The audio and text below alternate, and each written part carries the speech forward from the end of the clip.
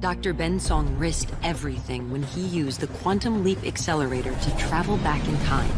Now our team's working to find out why. As he leaps between bodies with no memory of who he is, he still has one hope. Welcome back, everyone. This is Dave from Cormorant Productions with my co-host Stacie, here to talk about the third episode of the Quantum Leap revival, Someone Up There Likes Ben. The episode's leap date is October 2nd, 1977, a date that raised my eyebrows a little bit because it seems to be out of Ben's lifetime. The episode was directed by Marcus Stokes, the third director in a row to also get some work on the DC television shows known as the Arrowverse. The episode was written by Drew Lindo. Before going any further, I will tell you a couple of things. This is not a spoiler-free podcast, so if you haven't watched the episode, I highly recommend you go and check it out, and then come back and give us a listen. If you are listening to one of the platforms that this podcast is now listenable, please subscribe and follow. You can also head over to my YouTube channel, Cormorant Productions, where this podcast can be watched, as well as additional content can be found, both Quantum Leap related and otherwise. If you are already on my YouTube channel, and like this podcast, please like, share, and comment, as well as subscribing to my channel. So, Stacie, your thoughts on this week's episode?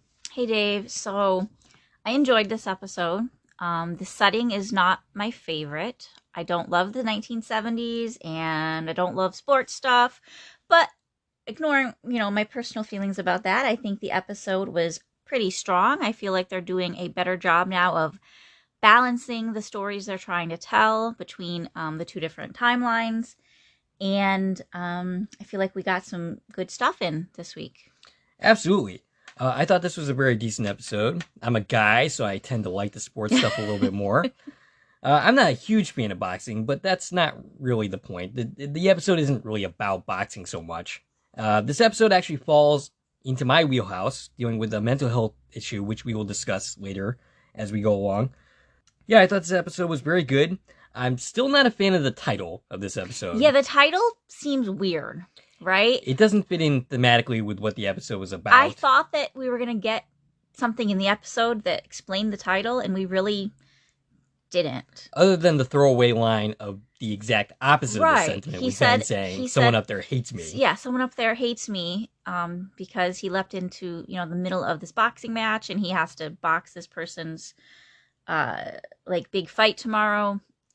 And they never got back to that. It never turned around. And yeah, the title seems odd. It feels almost like it was a working title that they never fixed. It does tie into sort of the third episode of the original series, The Right Hand of God. Right. So I had mentioned that last week, that it did feel like it could thematically relate to that. But then again, the episode didn't directly tie in any way. Yeah, the title does seem weird. So before actually getting into the episode itself, we did want to talk about the ratings for the show a little bit. I was going to talk about this sooner, but now's as good a time as any. The first episode of the series got like 3.3 million people to watch. The second one was definitely less people, with being, I think it was like around 2.7. You and I have discussed many times that ratings should not be the be-all, end-all of judging a show's performance. In today's day and age of entertainment, live ratings don't mean much. Unfortunately, NBC still likes to use ratings as their sole decision maker. Which I think they should take into account the streaming numbers. I don't watch live. I watch after the fact. Right. And they have access to the streaming numbers because the series is airing on their platform. I do think that maybe this time around with this show, they will be looking more at the streaming numbers because it is streaming exclusively on Peacock. Previously, NBC used to have all of its stuff streaming on Hulu, and it seems like they're pulling away from that to put everything on Peacock, which probably makes sense for them. But I do hope that means they're looking at those numbers more closely and really factoring that into the success of a series. And I'm hoping for a long run here because selfishly, I'm hoping for a long run for us covering the series. Well, I want to live in this universe, and I want to feel these stories, and I want to see everything that they want to tell us. I don't want the plug to be pulled before the creators are ready to do so. So, yes, I hope that the ratings can improve, from what I've been seeing, people who are watching the series are liking it more and more each week, even if the ratings don't necessarily reflect that. So we as fans of this universe need to convince everybody that, hey, you need to give this show a chance, check it out, get streaming, and jump on board. I definitely felt like this was the most Quantum Leap-like episode of the series so far. Yes, absolutely. We are finding our place within what Quantum Leap is. All right, so we start this episode off with Ben leaping in to a boxer. We saw this last week, of course. He's sparring, and because he doesn't know who he is, he gets instantly pummeled. Mm-hmm. His manager brother comes to his aid. They are brothers, as I just mentioned. Ben is leaping into the younger brother, Danny, and the older brother is Daryl, played by John Chaplin. He's credited with 2 appearances on this series because last week he appeared in the teaser and he had lines. That's something I learned from you as far as stag rules are concerned. Yep. So thanks for that. Daryl chalks this up to his brother being distracted, which is an oft-used term throughout the episode. They keep referring to him being distracted. Ben goes to the locker room where he admires himself in the mirror, and it sounds like we hear the voice of the person he's leaped into and not Ben's for a moment. But we also get this weird little moment where it seems like the mirror image is talking, but Ben isn't. Yeah, it shows the mirror, and then it shows Ben, and doesn't look like Ben had been talking, and it seemed very strange. I don't know if it was bad editing, or if they're trying to introduce something new with the mechanics of the mirror. I don't think it was a new mechanic. I think it was bad editing. Yeah, it seemed off, that scene. And then, of course, Addison says, she comes right in and says, should I leave you two alone, give you two a moment? Ben ends up complaining that Addison said that he would leap home, but that's not what Addison said last week. Addison said there was a 50-50 shot. So that's not accurate to what actually happened in the ending of last week's episode. Yeah, he had false hopes. Addison reveals information that Ben has actually already managed to figure out. He's a boxer named Danny Hill on October 2nd, 1977. Ben realizes what that means, that he has a title fight The very next day because he saw the poster. Right, there's a poster on the wall that says the fight is October 3rd. Of course, Ben is concerned about being here for this because he's not a boxer. Ziggy is running slow, but she discovers that Danny did in fact lose that fight. He was the odds-on favorite to win, but fought sloppy like he was distracted, and his career never recovered. Ben expresses skepticism that he's there to help win a fight. He's a quantum theorist. He's not someone who would get into a fight. Though he did have a mean left hook in the first episode of the series. Or maybe it's a right hook. I don't know. I don't remember. In comes a woman who throws herself at Ben. She's kissing him, and here's that romantic situation they were speculating was going to happen in episode 0 of our podcast. Yes, so here we are, our very first time that the person Ben is leaping into has someone they're being romantic with, right? And Ben has to play that part and not pretend like he doesn't know this woman. And also there's, Addison in the background, being almost married to this guy, having to hide her feelings about this. And you could tell that she wasn't thrilled by it, of course. And your take on this week was interesting. You think that this kicked off Addison's arc for this episode. Yeah, Addison had a tough time this episode, and I kind of feel like that moment just kind of put her over the boiling point. She's been not treating herself well. She's been holding everything in. She's been having to keep these secrets from him, which is really hard for her. And I feel like that moment just kind of was the straw that broke the camel's back, where she ended up facing the things that she faced this episode. The actress who plays Angela in this episode has the same birthday as me. She was born on February 25th, 1992, which was 11 years after I was. But still, we share the same birthday, which I thought was interesting when I looked into the actress. And I did note that this character is named Angela, which is a similarity to the third episode of the original series, The Right Hand of God, which we had been trying to compare this episode to because it's a boxing episode. The characters are nothing alike, of course. It's just the fact that there's a character named Angela. And also to note that it is the third episode of the series, which was the right hand of God was the third episode of the original series. But it seems like the similes really end there. Yeah, there doesn't seem to be any other connection that you found or I noticed. Daryl comes in yelling for Angela to leave. And at this point, he seems kind of like a jerk. But of course, there's more to it than that, as we will see as we go along. We learn in the next scene that Daryl and Danny's parents died in a fire when they were just 8 years old. Daryl was a top fighter before being drafted into Vietnam, which was a frequent theme in the original series, going to war in Vietnam. Mm-hmm. It's interesting to see that return in this new series. I thought we'd be touching upon like Iraq or something like that. Daryl is married with no kids, and she discovers nothing else of any significance about him. We're going to see how not true that is as we go along. Right.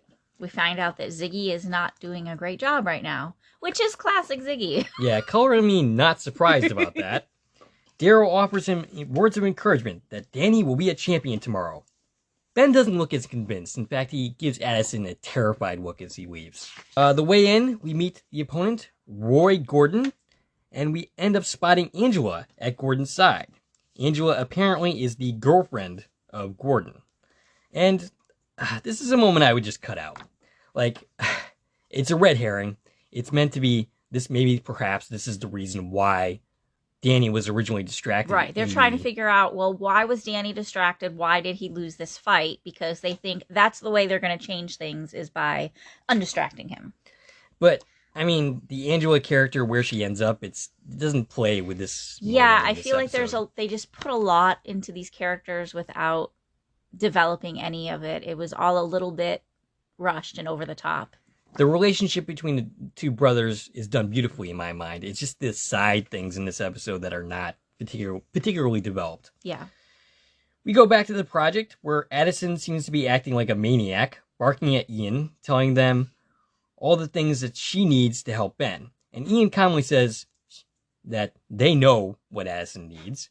And Ian ends up asking how Addison is doing. And spoiler alert, she says she's not doing well, which is totally obvious. It's totally obvious that something is wrong with Addison. Mm-hmm. And Ian could tell, and we know that Ian watches everything that's happening while Addison's interacting with Ben. So Ian already is aware of, the conversations they had, the things Addison's watching, and saw Addison collapse in the imaging chamber. She's not eating or sleeping. And her story in this episode kind of ties into like the main story with the brother having PTSD and all that. Mm-hmm. So I think it fits well with the whole mental health theme that they're going for in this episode. We learn in the scene that Ben and Addison used to watch Real Housewives on Wednesday, and I was speculating that perhaps this is the reason why Ben left in the first place, just to get out of watching that show. But according to Addison, Ben secretly liked the show. Yeah, they watched every Wednesday The Real Housewives of Beverly Hills and ate Thai food together. And so she was basically saying, it's the little things. Everything around me reminds me of him. Because remember, this is her fiance. They're living together and suddenly he's gone. And he's not there to help her face anything she's dealing with. And it's not like he's dead. Right. He's in this weird situation where she's seeing him and talking to him every day, but he's also doesn't remember her. And doesn't remember their life together. And it's got to be hard. I can imagine. To be that the person that, is your rock is suddenly so far away from you in every sense of the word. We have a scene with Magic and Co. The Pentagon is calling and knows something is up. He says he can lie, but he needs to know whether this is a short-term lie or a long-term lie. Mm-hmm. We go through what we've already gathered, that Ben is leaping to get it to a specific point in time. But they don't know the path he's taking to get there. And Ben apparently has leaped beyond his lifetime. I think we mentioned that at the top. 1977 is beyond Ben's lifetime. Yeah, and we haven't been told exactly when Ben's birth date is, but this confirms it is after October 1977. And they all know this to be impossible. Ian chalks this up to getting rid of the safety protocols that Ben did that before he did his initial leap. And that's not the reason why Sam couldn't leap beyond his own lifetime. Right. The whole concept of Sam leaping within his own lifetime was really what he based the project on, which was Sam's string theory. He talked about string theory throughout the entire series. and explained it where if you put the two ends of the string together and then ball it up, there's your life, and you can jump between points in your own lifetime. And it's literally what the project was based on when they invented time travel. So for them to just say like, oh, we just turned off a safety protocol, it seems like a silly concept to even go there. To be fair, they do sort of fix this later. Yeah, they did explain it later, but I don't know. They made it sound like the whole within your lifetime thing was something they constructed and put in place, as opposed to it being a foundation of how time travel works. Ian thinks it could take anywhere from 10 to 20 leaps to get going wherever Ben is trying to get to. Right, to that blinking dot that they see as the end point of their plan. Which fits into the fact that we might only have 10 to 20 episodes, depending on what NBC decides to do with the series. In the past, Ben tries to get Daryl to postpone the fight, but Daryl isn't having anything of it. His opponent will just move on if he postpones the fight. And it might be years or never that he gets a title shot again. Ben thinks that's better than losing, but Daryl suggests he will lose the gym if Ben doesn't win. And that seems to be a surprise to Ben. And, it's interesting how quickly Ben adapts to being in this new lifetime, to the point where he genuinely reacts to the possibility of losing the gym the way he does. Mm-hmm. Daryl goes and gets the car. Ben tries to get Addison to come back by whispering, kind of like what he did in the last episode. It doesn't work. He's confronted by Roy Gordon about Angela. Daryl drives up in the middle of this. Gordon is about to beat Ben's butt. Daryl and Danny drive off, but then Gordon ends up flinging an insult at Daryl. Daryl gets out of the car and basically gets into a fight, which Danny ends up dragging him away. Now, initially, I'm thinking this is just to get the action quota up in the episode, but it turns out, once again, there's more to it than that. At the gym, Ben tries to get information about losing the gym, but Daryl doesn't want to tell Ben anything. Ben eventually ends up getting him to talk. And basically what he learns is that they had no money, and Daryl had to go to a loan shark to get the money to keep the gym going. So they really need money. Mm-hmm. And Daryl is banking on Ben winning this fight. But Ben isn't so sure. Ben is like, well, what if I lose? Daryl doesn't want to hear it. But that's a genuine concern, because that's what actually happened in the original series, or the original timeline. With Ben being here and not his brother, he doesn't really think that the odds have increased there. Right. It seems more likely that he's going to lose worse. Yeah, I would think. Daryl leaves without really answering a question, and Ben ends up saying to Addison he doesn't think that this is about a fight. Addison consults Ziggy and is shocked. Shocked, I say, to discover that there's something that Ziggy missed. Oh, no. I'm not shocked at all. They don't seem to know Ziggy as well as we do. Yes. This is par for the course for Ziggy, regardless of whether there's a glitch. Basically, Daryl loses, or actually Danny loses, rather, and Daryl ends up having to sell the gym. He ends up getting into huge amounts of debts, and he ends up killing himself. So that's really the real reason that Ben is here. Yeah, and now Ben and Addison believe that what Ben has to do is win the fight to save the gym, and that'll keep Daryl from killing himself. So back to the present day, Ian says they figured out what Ben was trying to do. He was basically trying to do some gobbledygook, and try to keep leaping and build up some momentum and end up at the point in time that they're trying to get to. Yeah, the plan that Ben and Janice, or whoever concocted this between them, is using all of these leaps to control where he's going. Addison comes in yelling at Ian, telling him that there's something wrong with Ziggy, having missed the reason for Ben's leap. Again, I say I'm not shocked. This was the usual for Ziggy. They quickly figure out something is wrong, that there's an outside influence that is making Ziggy run slower. Okay, that's Ziggy's excuse now. What was Ziggy's excuse in the original series? Yeah, they don't know Ziggy. Addison ends up apologizing to Ian, saying that she feels powerless being a hologram, unable to help Ben. Which is when Ian suggests shadowboxing. Back at the gym, Addison appears and suggests she needs a bike bell. Something to warn him that she's going to be there. And I think she says something about having some kind of blowhorn or something. Yeah. And, this reminds me, we're not getting that sound of the door opening every time she comes in. Al had that. Yeah, It was a big, giant swoosh sound every time he walked in. And Addison's a little stealthier. Kind of like a ninja. Daryl's wife comes in, and I was really worried here for a moment that this scene was about to take a totally different turn. When she mentions that she's there to see him, I'm like, oh no, come on. We're not going to go there, are we? But okay, they're not there because they're engaging in some kind of affair.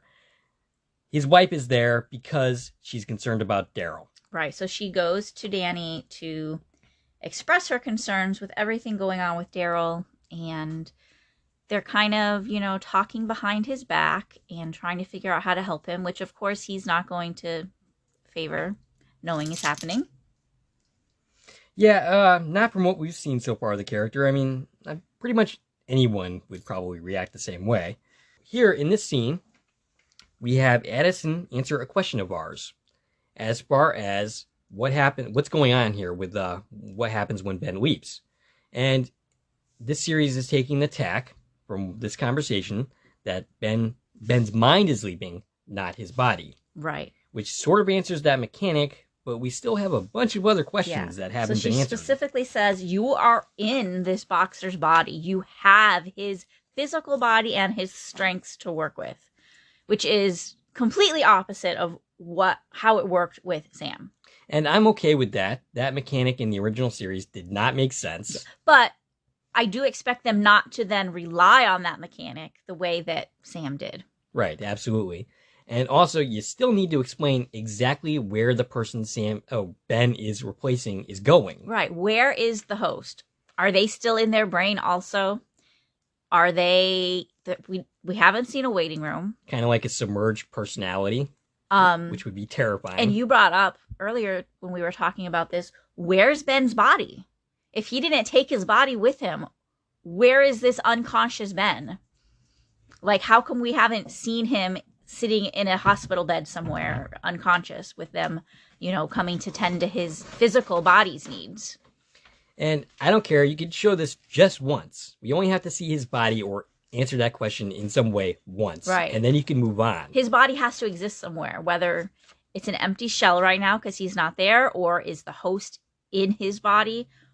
But what's happening on that end of things? So we're getting a little closer to actually explaining how the whole leaping process goes, but we still have a ways to go. And this really should have been taken care of in the first episode.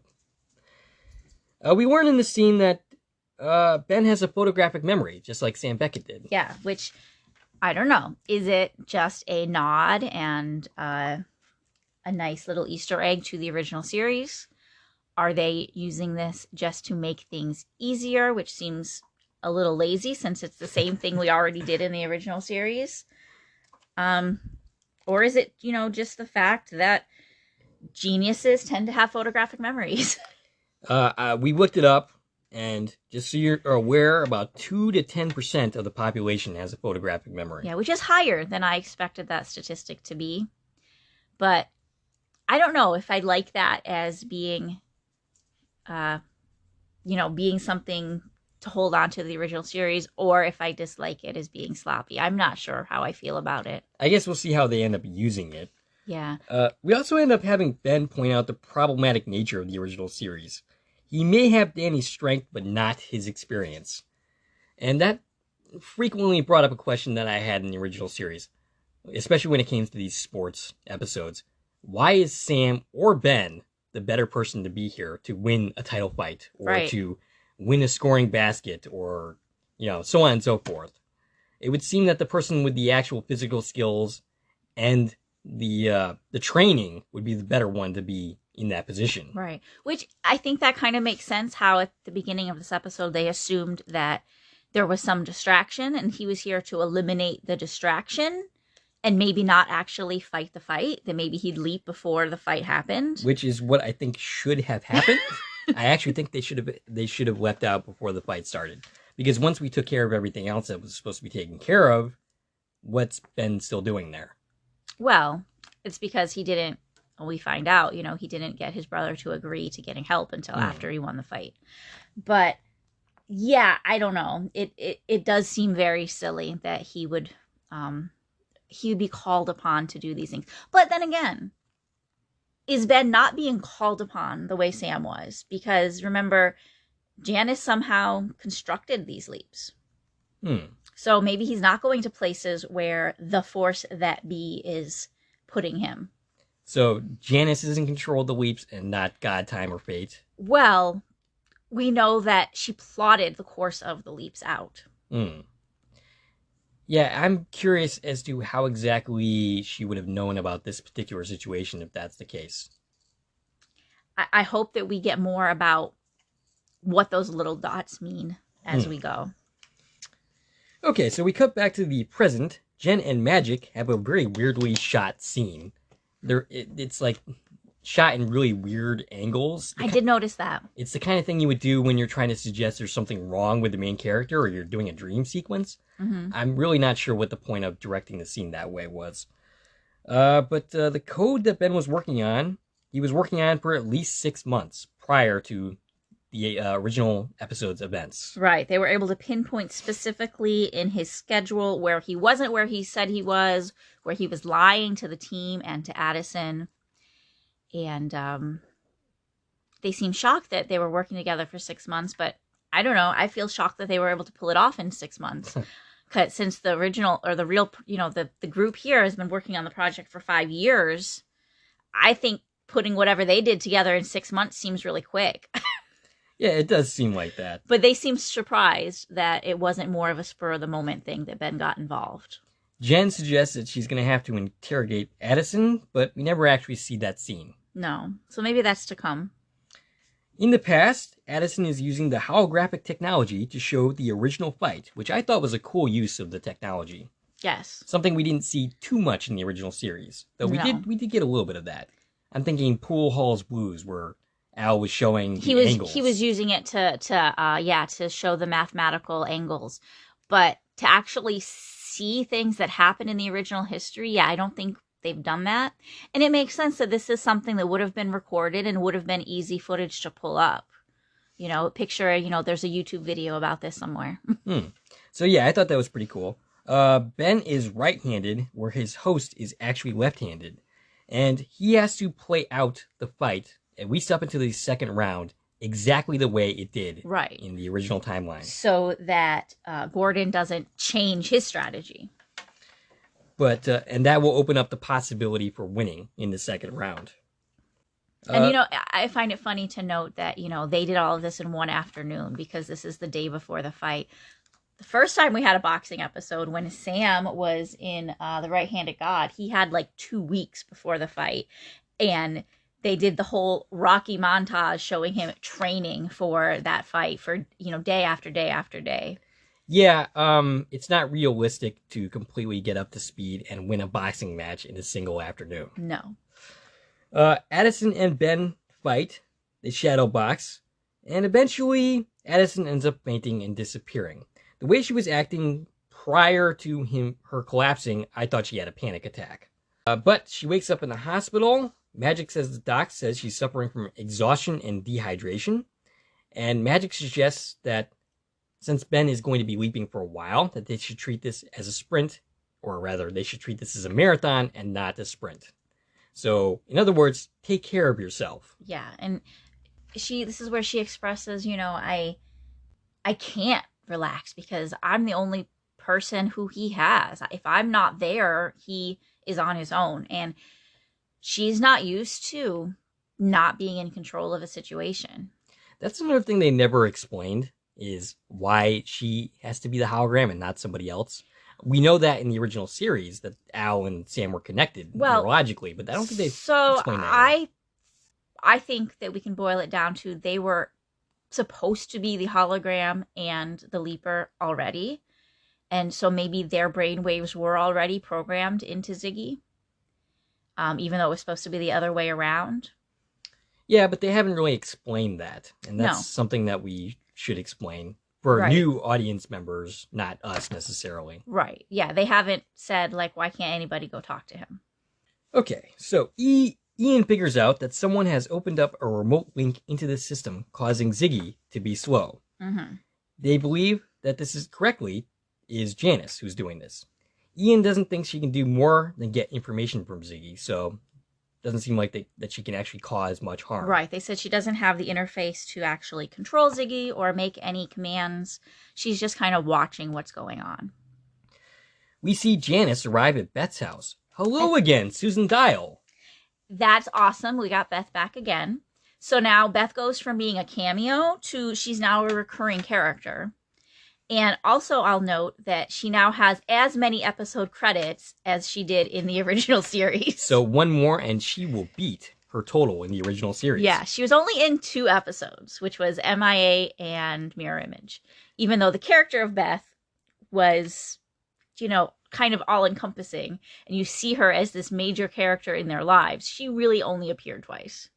Janice brings a bottle of wine, which as soon as I saw that bottle of wine, I knew something was up. Oh, you did? Oh, yes. I knew that Beth was going to end up on the floor at the end of the scene. So you had your suspicions of Janice. I absolutely did.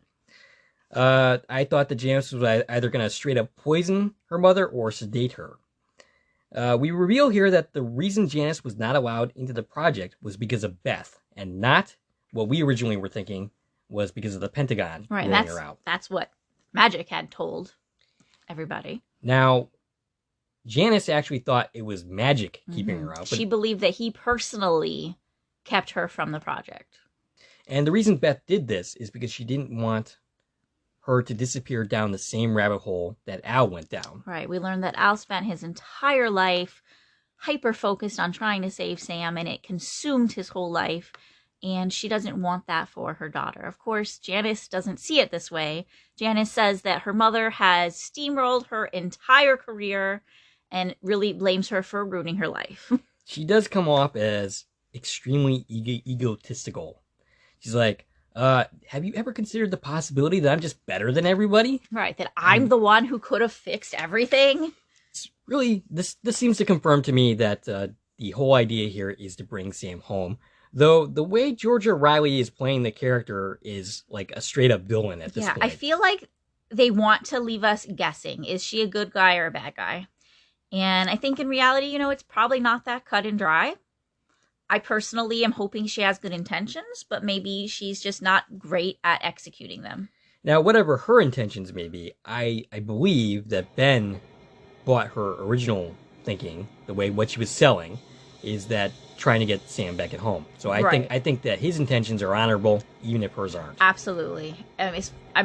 Again, we haven't met the Ben that didn't lose his memory, but from what we know of Ben, it doesn't seem like he could have any nefarious thoughts here. And he's the title character of our series, and Quantum Leap isn't the type of series to have our main character be like this evil bad guy who's trying to do bad things. Right. But, so Janice in this scene, it's very hard to follow, what is she doing, right? We feel, at some point she's trying to save Sam. We want to root for her. That's our goal, right? As fans of this universe, we want her to go do it. Go save Sam. But then she's also being this terrible, horrible person. I don't know, going about her business by poisoning or sedating her mother, right, and not being there to catch her when she falls. That was the hardest part for me. Okay, you said I'm doing what I have to do. I'm sorry, Mom. I don't mean that I have to drug you, but you don't leave me a choice. Why didn't you catch her? This is supposed to be an 80-year-old woman. She could break a hip or something worse. Your 80-year-old mother stood up. You knew she's about to pass out. Why did you not force her to sit on the couch, stand up and catch her as she's falling? But Janice literally let her fall to the floor, which makes it play off I'm not just doing what I have to do, but I'm honestly trying to be malicious towards you because I'm so mad at you because I just found out that you ruined my life. The creators have to be careful here because, all right, if we're trying to redeem this character at some point and make her intentions good, you can't make her go too far in the direction of villainous, and this is kind of close to that. Yeah, it was a rough scene to watch. Oh, also, I'll have to note, though, during that scene, we did get a look at Beth's home, and I noticed there was a whole wall of photographs behind her. I paused and I tried looking at those photos. I definitely saw that photo of young Al that we ended the original series on. And I saw a photo of Beth around the age she was when we first met her. And there was photos of whom I'm going to assume is Janice. I was looking for photos of a family of 6 because we do know that Al and Beth had 4 daughters. It wasn't really clear to make out the pictures, but it was fun to pause and see that there definitely was some effort in the set to put, photos of those younger cast members there when we first met them. So that was fun to look at. All right, so back in the past timeline, Addison reappears to Ben and explains how helpless he felt when Addison collapsed, and this is something they have in common because neither one of them can help each other. Daryl comes in and wonders why he's fighting right-handed, and Ben plays this off nicely, saying that he's doing anything he can to win this fight. Daryl notices the food, and he makes a conclusion that his wife stopped by, and he seems paranoid.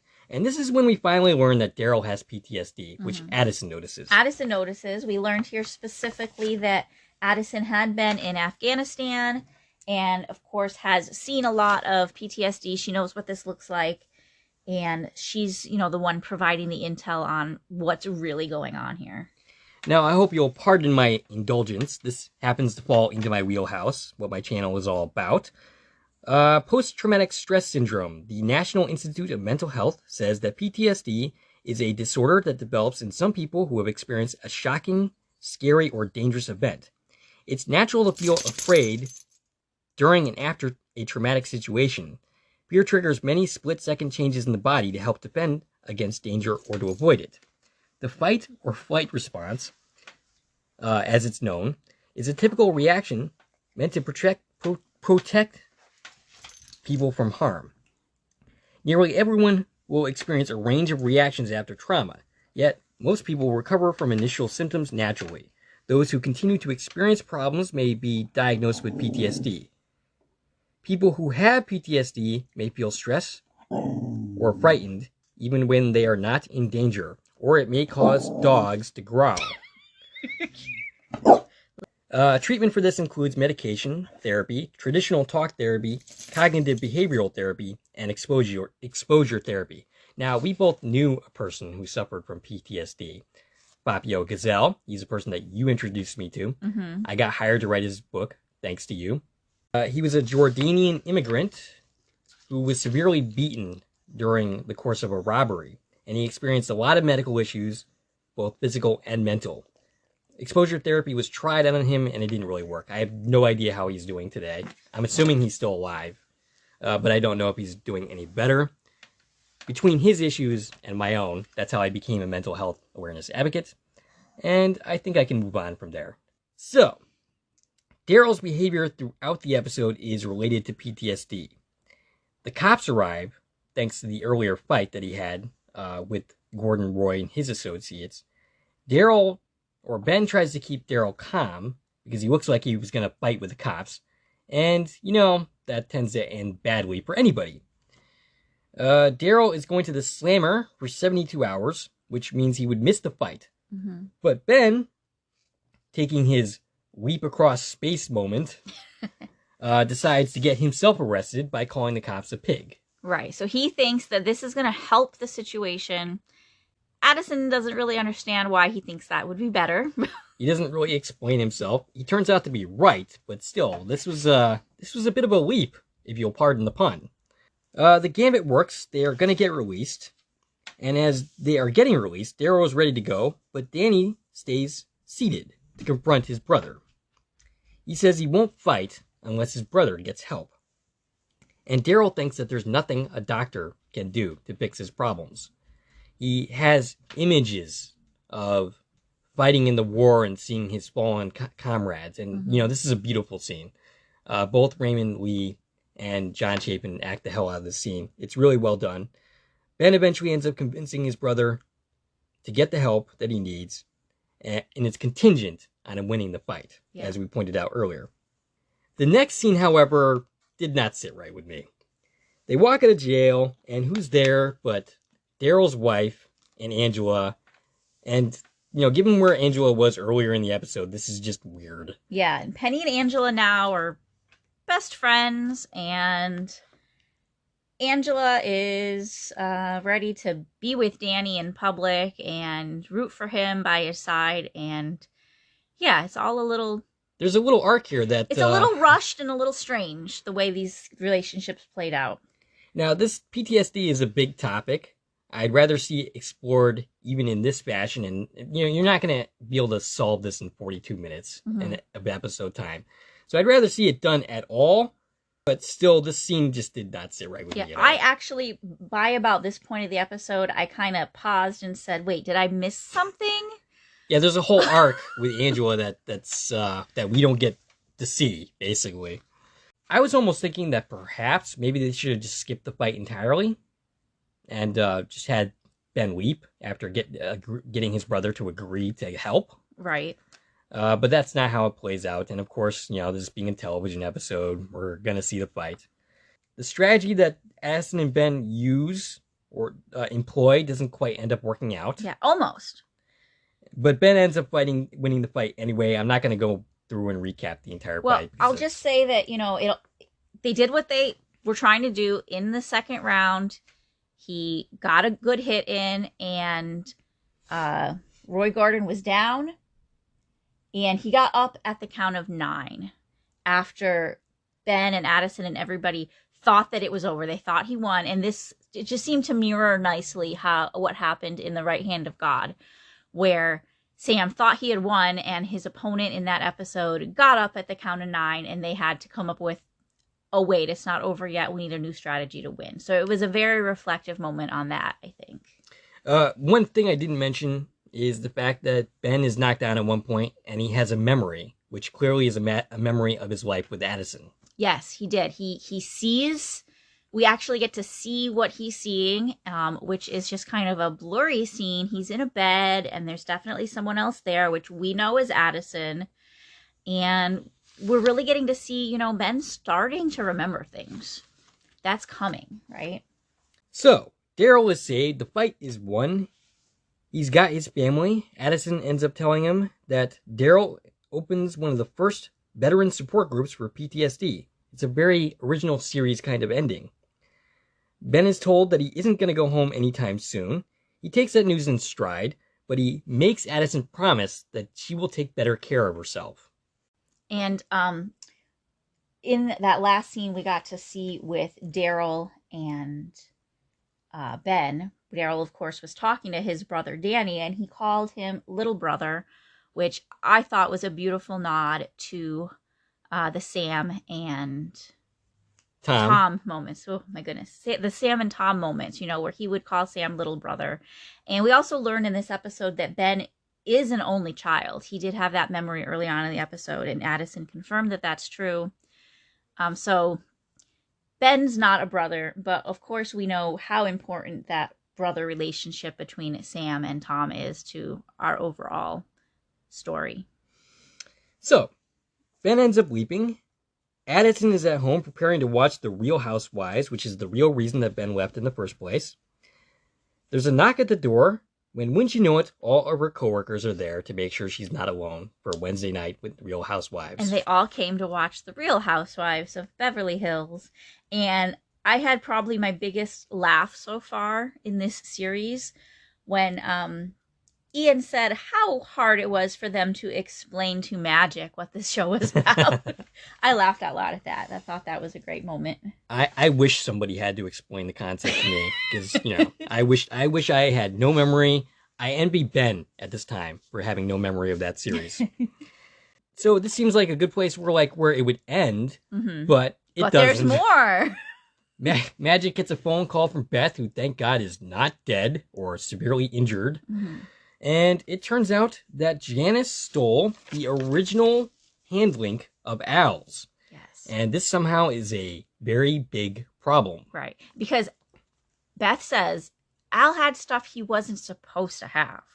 So Al wasn't supposed to take anything home with him. He had the hand link.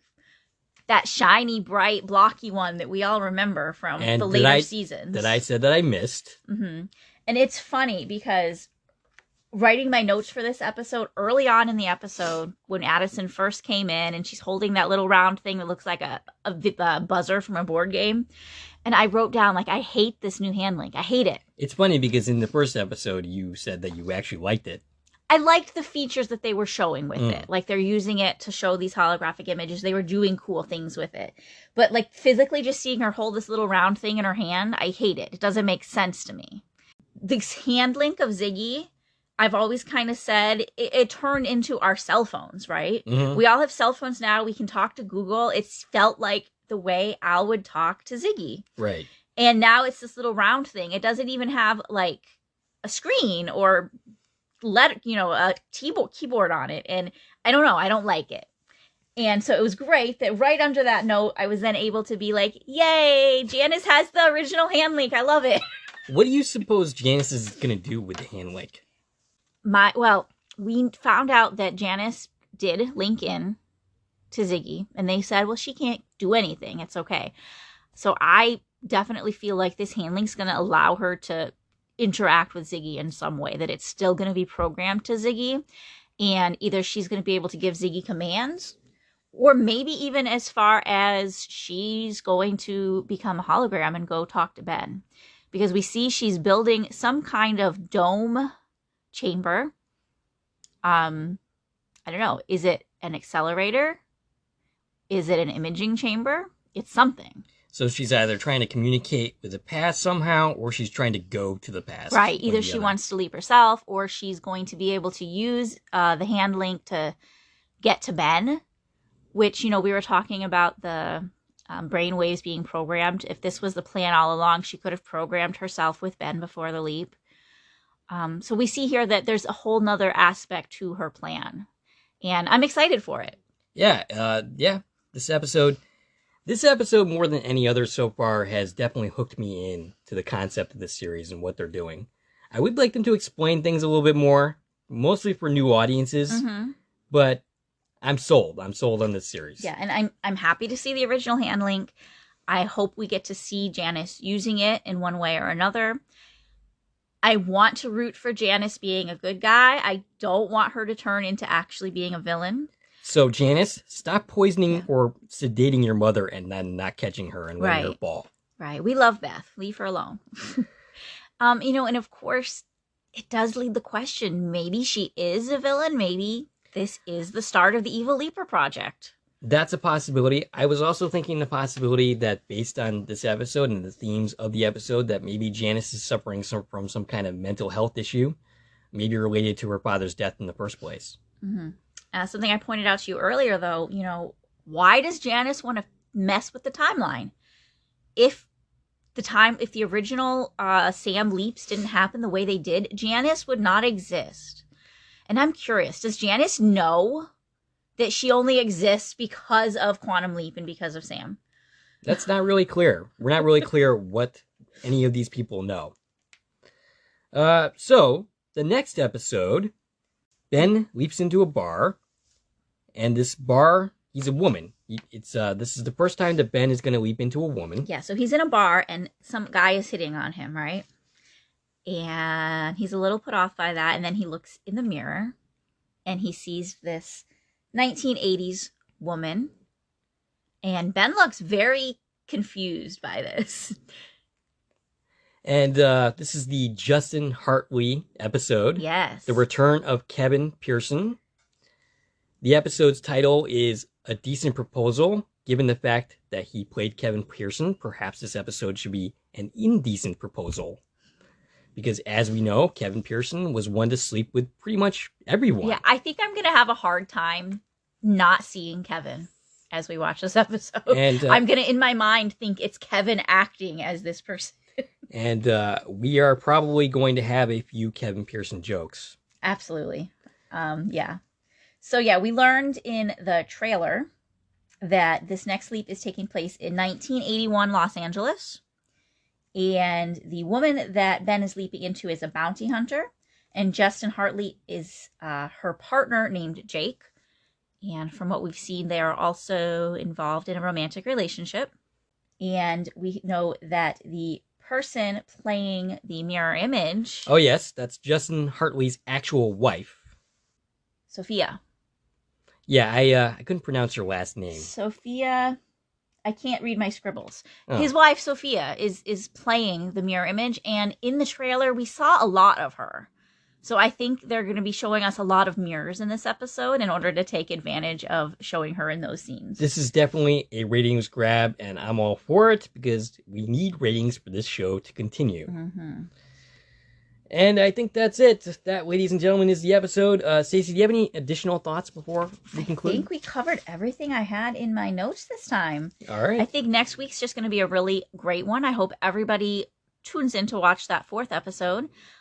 We have had a little bit of a spoiler warning that we're going to hear about Magic's backstory in episode 4. So I'm real excited for that. Specifically, they had mentioned that they are going to cover how much Magic knows about Sam leaping into him. Right. We're going to get to see or hear Magic talk about his time in Vietnam and the time that, Sam interacted with his life.